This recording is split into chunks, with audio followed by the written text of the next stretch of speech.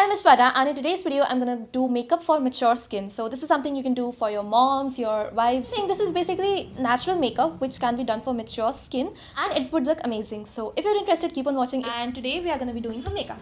So firstly, I'm gonna ask her to apply some Vaseline onto her lips. Take some Vaseline. And then I'll request her to apply some, what is this? Moisturizer. What type of skin do you have? Dry, right? Dry. If you want, you can take more moisturizer. So basically, in today's video, I'm teaching her how to do her own makeup. So she will be applying everything, and if she has any questions, so she will be asking those to me. Now, take this. Concentrate this over here, here, and here. Basically on the pores of your face. That's it. No, here. Yeah. White cast should not be left.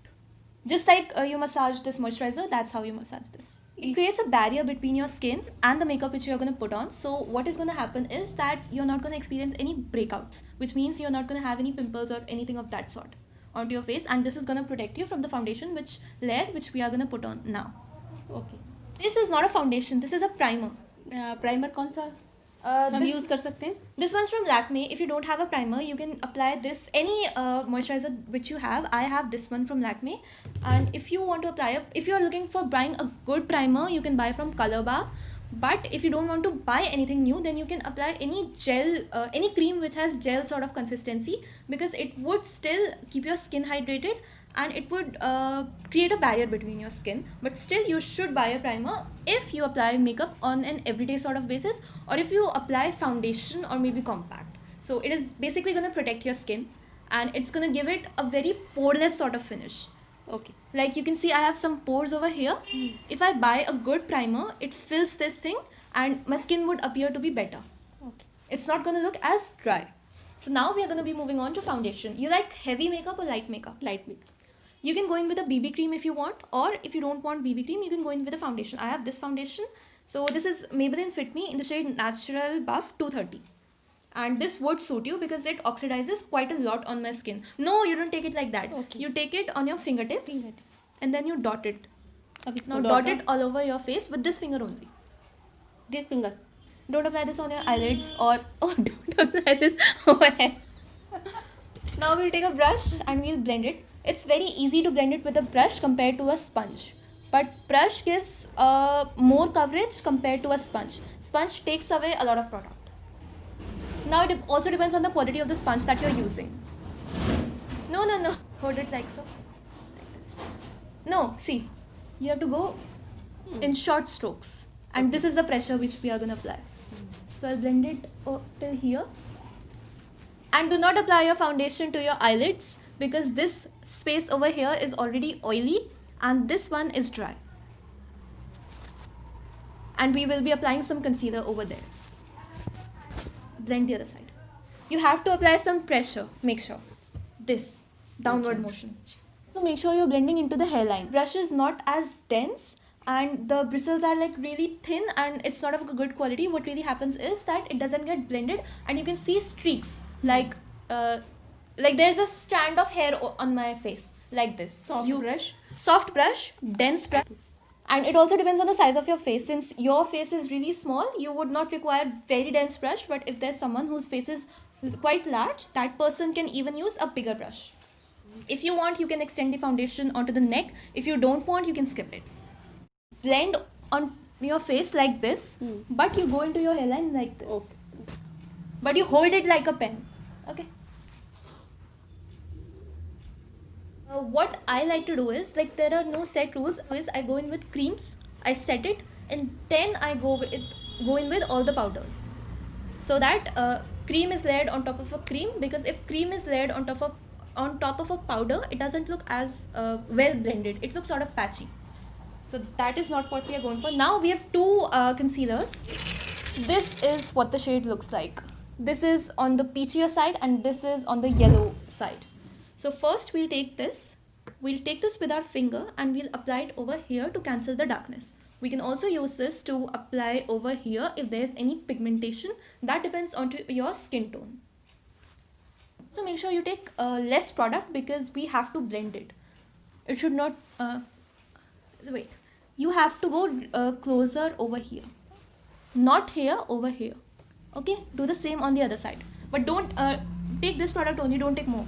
You don't have to create less, otherwise it doesn't look good. This side? Yeah. Now we're gonna let it sit so that what happens, whatever is the pigment inside this, it deposits over here and it cancels the darkness.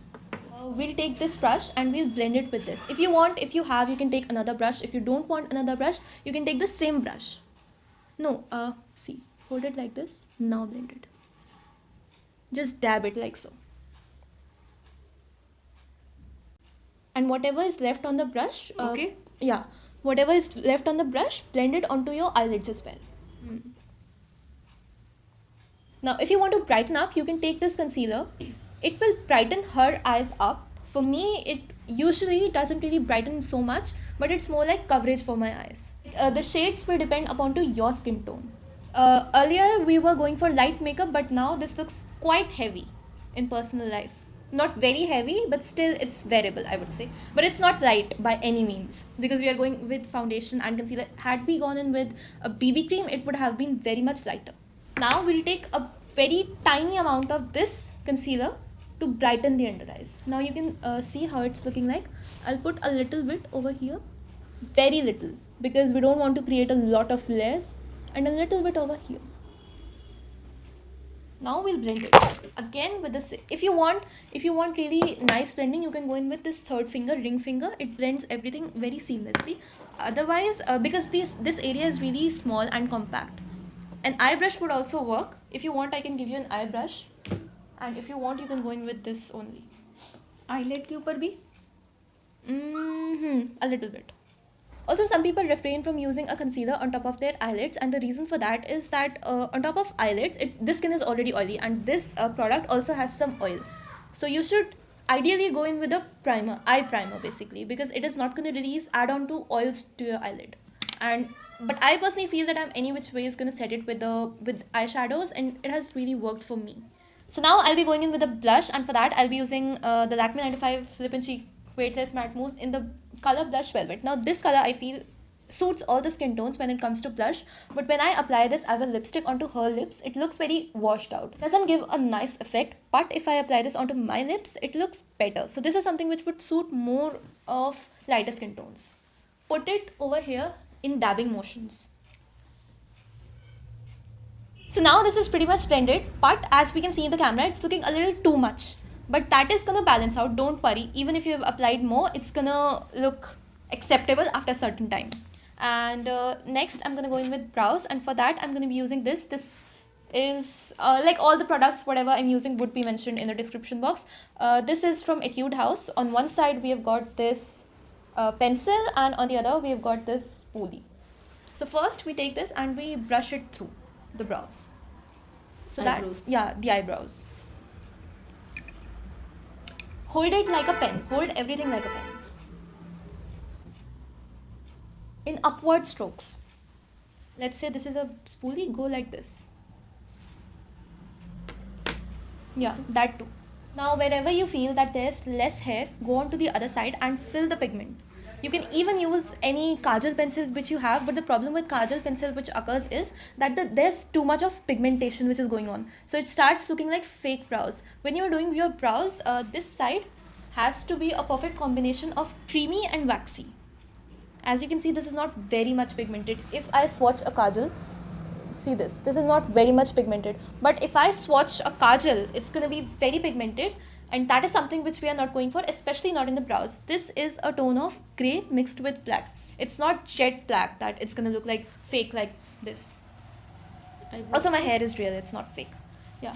Put it in the areas where you feel there's less hair, or where you feel like you need coverage. No. Don't put it in the front because in front it looks very obvious and made up.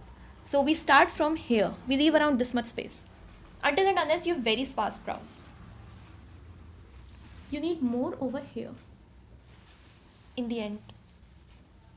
Like over here, over the tail, everyone needs more coverage. If that is the look you're going for.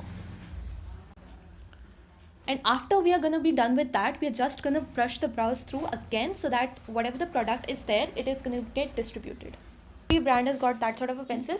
But what happens is, like, this is the product. Look into the camera. I'm gonna go in with a spoolie. Now, when I'm doing this, we are actually blending the product into the brow hair, so it doesn't look made up like this line was looking like. Now you go and brush again. Hold it like a pen and then brush it through like a cigarette.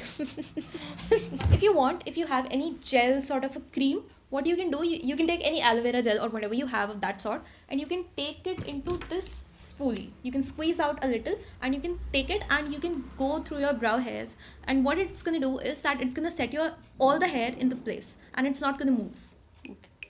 So it's also a very good technique if you're not looking for buying an eyebrow gel, but eyebrow gel also comes in the market. Next, we'll be moving on to eyeshadow.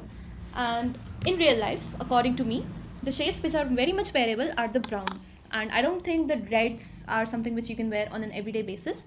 So we will be taking this one, or I think we'll be going in with this one because it's pretty much similar to your skin tone. Now we'll take a little and we'll dust off the excess onto the pan only. This already has eyeshadow, so you just place it onto your eyelid. Hold it from a distance so that hold it from a distance so that not a lot of product is placed. यहाँ से यहाँ तक है ना? No. We start from the center. Center. Yeah. I'll do one eye and then you do the other. I'll start from the center. I'm holding it from this much distance. Now I'll just go like this. And you can see there's pigment deposited. Now with eyeshadows, what I like is I like to go again and again, and I like to layer it, because if you're going to take a lot of product in one go, then it's going to look really patchy and it's not going to be that good. You'll do the other eye, okay?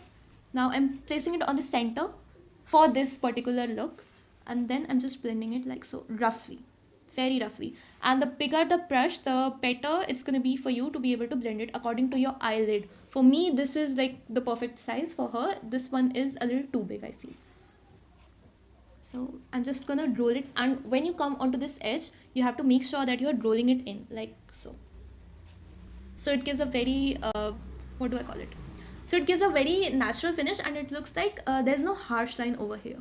So I'm just gonna place it like so. I'm gonna go in again and again 3 to 4 times, and then you're gonna do it yourself on the other eye. Now you do it. Dab it 2-3 times in the eyeshadow. Here. Dust off the eye, and now do it on the other eye. I'm done with this. Close your eye. Do you want glitter on your eyeshadow? No. Okay. So next we are going to be moving on to lipstick, and I would suggest everyone to use a lip liner no matter what, because it sets a really nice space. And when we started, we used Vaseline. You can also use any lip balm, and I would definitely recommend you to outline your lips with a lip liner, and if you can, just try and fill it in, because it gives a very nice space. And it's very well defined. If you want, you can overline it a little, but just don't overline it too much because it looks fake, made up, and it doesn't look nice. Until and unless, of course, that's the vibe you're going for. If that is something which you're going for, then it's great. Next, we'll go in with the lipstick. Now with lipstick, I'd suggest you to go in with a cream lipstick, because what happens is that any liquid lipstick is mostly drying. So if you don't want that drying effect, but you want to apply that shade, I would suggest you to go in with any lipstick which is of the same color. So we are going in with a red liquid lipstick, but before that we are going in with a red lipstick as a base. And we've also used the lip liner as a base. I have really chapped lips, so this is something which works very well for me. Now we'll be going in with a red liquid lipstick. Just take a little bit and apply it onto the center of your lips. Just a little bit, because we want the shade of this liquid lipstick, but we don't want it to dry your lips out. And just apply it a little, roughly anywhere you want, and then just mum your lips, because and it's gonna give the effect. If you want to add some shades of pink, you can go in with a pink lipstick on top, and that's how you can layer your lipsticks. The finish of liquid lipstick looks really good compared to a creamy lipstick, but it dries out your lips. That's why I go in with the liquid lipstick at the last, because now this is not going to dry your lips, because we have applied a lip liner and a lipstick as a base, which was creamy enough. Now we'll go in with a setting spray, and we're gonna spray it onto your face. I like going with like 10 sprays. You can go in with 5 or maybe 20 if you like. Close your eyes. I'm just gonna spray it from 1 arm's distance. It should not be wet, but it should be damp. If you want, you can even take some water, fill it in a spray bottle, and then you can apply it. and then fan out. Now we've got some foundation onto this brush. If you want, you can go in on top of your blush and it would reduce the amount which we applied in the first place. Don't go in too much because then it's going to take it away. That's it. I've not added any highlighter or contour because she didn't want glittery look, and for contour she didn't want that strong of a look. Now we'll go in with a compact, and for compact I'll be going in with the Maybelline one, and we'll take this onto the brush like so. We are not taking it on top of this sponge because it deposits too much of product and it makes it look very cakey, whereas this is not gonna do that. I'm gonna just swirl it in and then I'm gonna give. Don't go over your brows, don't go over your lips, go all over your face, but make sure that you're using a light hand onto your blush. Now we'll take this setting spray and we'll spray it again so that the powders and the creams merge within. Last में spray करने से क्या benefit होते हैं?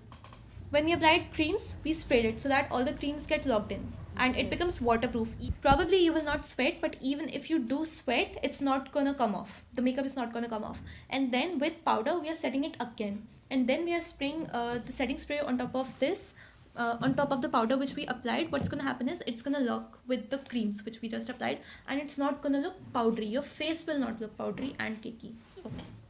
So that's it for this video. I hope you liked it. If you enjoyed it, make sure to subscribe to my channel over here.